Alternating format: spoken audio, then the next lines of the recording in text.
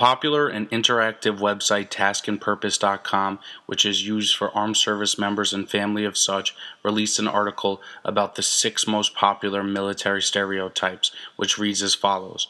1. They love war. 2. They join the military as a last resort. 3. They can't think for themselves. 4. They all marry dependents. 5. The services don't work together. And 6. Service members are all extremely organized. My uncle Matt Darling and brother-in-law of my father is a U.S. Air Force lieutenant colonel and father of 4 children and soon to be 5. He and his lifestyle alone can personally debunk all of these 6 popular stereotypes.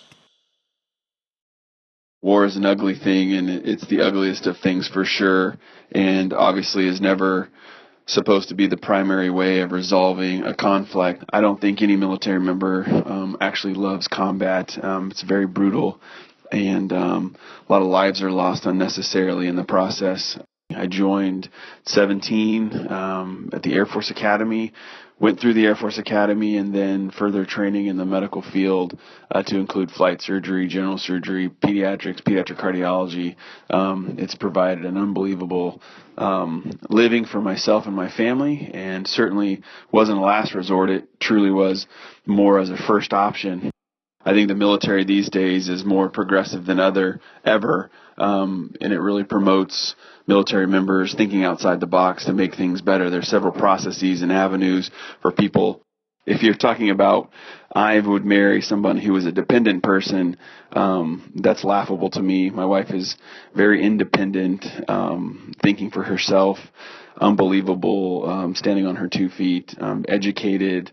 She's a mother, of course, but certainly didn't marry me for benefits. As a physician, I also work on a joint base in San Antonio, joint base at Fort Sam Houston, which is Army and Air Force. We also train Marine and Navy corpsmen, and the joint program really is kind of a new movement within the Department of Defense and has worked very nicely.